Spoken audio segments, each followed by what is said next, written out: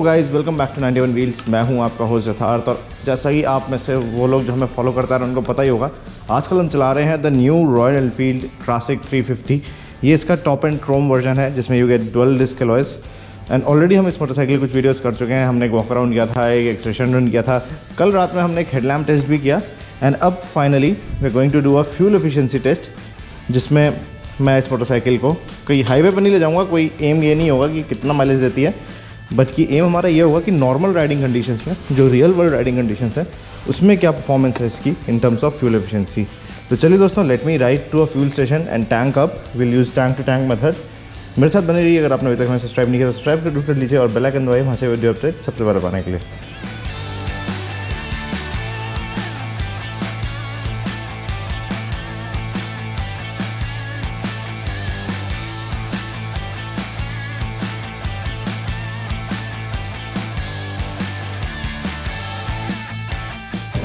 चलिए दोस्तों, अब हमने टैंक फुल करा ली है, ट्रिप मीटर रीसेट कर दिया है। Now I will wait for my friend to join and once that happens we will begin riding.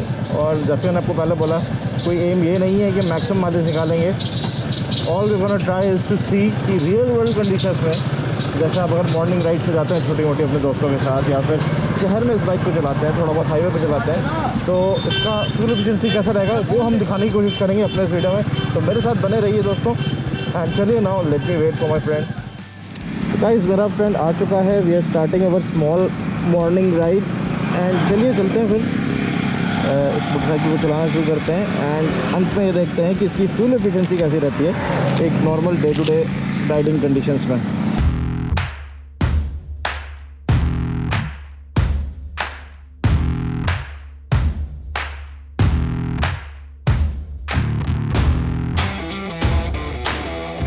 तो फिर अब हम इस मोटरसाइकिल को, जो थोड़ा बहुत सिटी ट्रैफिक था मॉर्निंग का, उसमें से निकालते हुए हिल्स की तरफ पहुंचे हैं। और अभी तक जो एक चीज़ मेरे को साफ समझ में आ गई है इस नई क्लासिक को चला के, वो ये है कि be it the refinement, be it the grunt on offer और be it even the dynamics, हर मामले में ये बहुत ही सब्सटैंशियल अपडेट है। अब फ्यूल एफिशिएंसी तो हम टेस्ट कर ही रहे हैं, बट अब मैं यहाँ पे आपको एक बात बता दूँ कि हमारा ये जो फ्यूल एफिशिएंसी टेस्ट वाला रन है, ये कोई अटैम्प्ट नहीं है मैक्सिमम फ्यूल एफिशिएंसी अचीव करने के लिए। जैसे मैं नॉर्मली मोटरसाइकिल चलाता हूँ, भले ही वो मेरी खुद की मोटरसाइकिल हो या कोई मीडिया यूनिट हो, मैं एकदम नॉर्मली इस मोटरसाइकिल को चला रहा हूँ। I am not trying to extract the best possible fuel efficiency. And चलिए अब इसी के साथ हिल्स पे बाइक चलाना शुरू करते हैं। मैं इस जो लेपर्ड ट्रेल है इसके 2 राउंड्स लूँगा मे बी, और उसके बाद फिर मैं एक बार फिर से NH8 पे जाऊँगा, जो कि हाईवे है। वहाँ पे भी काफ़ी ट्रैफिक होगा, बट इट्स अ हाईवे, तो थोड़ी स्पीड ज़्यादा रहेंगी। एंड चलिए फिर देखते हैं फाइनली इस वीडियो के अंत में ये मोटरसाइकिल कितनी फ्यूल एफिशिएंसी देती है।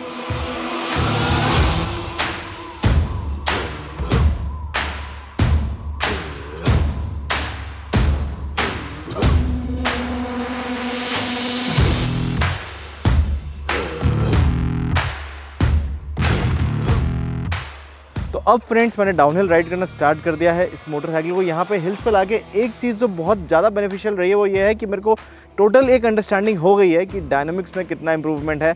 और मैंने शायद आपको अभी थोड़ी देर पहले ऑलरेडी बता दिया था कि it's a significant update from the earlier motorcycle, but now I would say that it's actually a substantial update, because बहुत ही ज़्यादा इंप्रूवमेंट है। जो डायनामिक्स थे पुरानी मोटरसाइकिल के वो कुछ खास नहीं थे, बट अब वैसा बिल्कुल नहीं है। मोटरसाइकिल अब बल्कि बिल्कुल भी नहीं लगती है। It's very easy to ride this motorcycle fast into the corners. और पहले से जो ब्रेक्स हैं वो भी ज़्यादा स्ट्रॉन्ग हो गए हैं। इंजन वाइब्रेशंस काफ़ी कम हुए हैं। हमने कुछ थोड़ा हार्ड एक्सटेंशन भी किया अपहिल पे, बट कहीं पे भी वाइब्रेशंस कुछ खास नज़र नहीं आए। मिरर्स पे ज़रूर थोड़े से वाइब्रेशंस आ जाते हैं, बट एज सच जो आपका जो हैंडल बार है उस पर वाइब्रेशन नहीं आता है। तो बेसिकली ये जो नया जनरेशन है वो आपको राइडिंग के दौरान एक काफ़ी बेहतरीन एक्सपीरियंस प्रोवाइड करेगा पहले से। और चलिए अब इसी के साथ हम चलते हैं NH8 की तरफ, जहाँ पे अभी सुबह के 10 साढ़े 10 बज गए हैं। तो भीड़ भी हमें काफ़ी मिलने वाली है। जयपुर से जो ट्रैफिक आता है गुड़गांव की तरफ वो मिलेगा, और साथ ही साथ हमारी जो स्पीड्स होंगी वो भी मेरे हिसाब से 90 से 100 के बीच में रहने वाली हैं। तो चलिए इस मोटरसाइकिल को मैं करीब 20-25 किलोमीटर और चलाता हूँ। I will ride all the way till terminal 1 turn in Delhi. तो उस टर्मिनल 1 एयरपोर्ट के टर्न से मैं यू टर्न लूँगा और वापस गुड़गांव में आऊँगा और अपनी राइड पूरी करूँगा। तो चलिए अब लास्ट विंग में देखते हैं कि ये मोटरसाइकिल कैसा परफॉर्म करती है।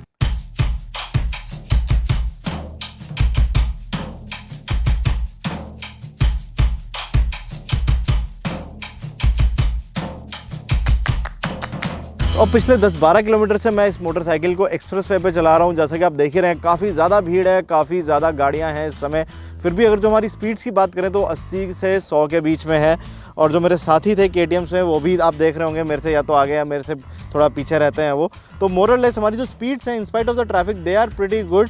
और इसका अगर मैं क्लासिक के कॉन्टेक्स्ट में बात करूं तो एक बहुत बड़ी चीज़ यहाँ पे बतानी ज़रूरी है, इसकी जो एजिलिटी है वो भी पहले से ज़्यादा इंप्रूव हो गई है। जैसा मैंने आपको बताया, उतनी बल्कि नहीं लगती है मोटरसाइकिल। और उसका सीधा सा मतलब ये है कि अब जो ये गाड़ियों के बीच से अगर आपको कट करके आगे निकलना है, if you have to make your way through this dense traffic, तो वो बहुत आसान हो गया है। कभी भी आपको ऐसा नहीं लगेगा कि मोटरसाइकिल का वेट काफ़ी ज़्यादा है या वो कंट्रोल में नहीं आ रही है या क्विक जो लेन चेंजेस करने हैं उसमें कोई दिक्कत आ रही है। तो ये एक बहुत बड़ा अपडेट है। दूसरा अपडेट ये है कि 80 से 90 तक की स्पीड पे ये मोटरसाइकिल बहुत ही आसानी से आ जाती है। हालांकि 90 से 100 और 100 के ऊपर जाने में थोड़ा सा स्ट्रगल हो जाता है, but at least still 90 to 100 kilometre per hour आपको पहुंचने में कोई बहुत ज़्यादा दिक्कत नहीं आने वाली है। और इसका सीधा सा मतलब एक ये भी है कि अगर आप टूरिंग कर रहे हैं तो एक्सप्रेस वे पर आप आराम से इस मोटरसाइकिल को 100 तक की गति पर चला सकते हैं। हालांकि ये ज़रूर है कि आपको 110 के ऊपर इसको ले जाने में बहुत ज़्यादा स्ट्रगल करनी पड़ेगी, but 90 to 100 kilometre per hour is a pretty good spot. It's a pretty sweet spot of this motorcycle. And express way पर यहाँ पर आके हमें ये चीज़ पता लग गई है कि पावर की कमी तो नहीं महसूस होने वाली है।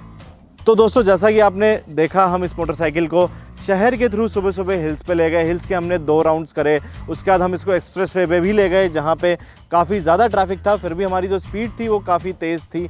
और उसके बाद हमने फाइनली फिर से गुड़गांव में एंटर किया, इसको फिर से शहरी जो ट्रैफिक है उसमें चलाया। और अब हम फाइनली चलते हैं पेट्रोल स्टेशन की तरफ और वहाँ पे मापते हैं कि इसमें कितना और ईंधन अभी भर सकता है और उससे कैलकुलेट करते हैं कि इस मोटरसाइकिल ने फ्यूल एफिशिएंसी क्या ऑफ़र करी है।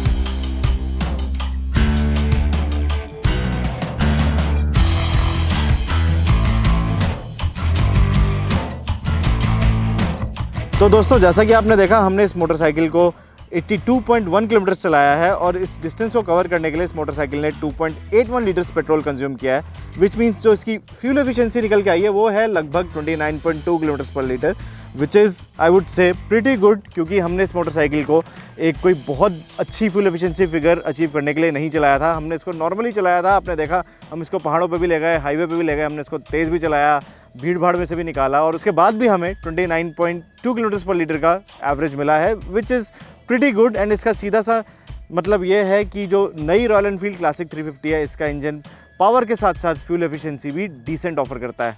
तो दोस्तों, इसी के साथ मैं अपने इस वीडियो के अंत पे आ चुका हूँ। आपको हमारा न्यू रॉयल एनफील्ड क्लासिक 350 का फ्यूल एफिशिएंसी टेस्ट कैसा लगा वो आप हमें नीचे कमेंट सेक्शन में बताइए। और यही नहीं, अगर आप चाहते हैं हम इसी की तरह किसी और मोटरसाइकिल या कार पे ऐसा ही एक फ्यूल एफिशिएंसी टेस्ट करें तो वो भी आप हमें नीचे कमेंट सेक्शन के थ्रू बता सकते हैं।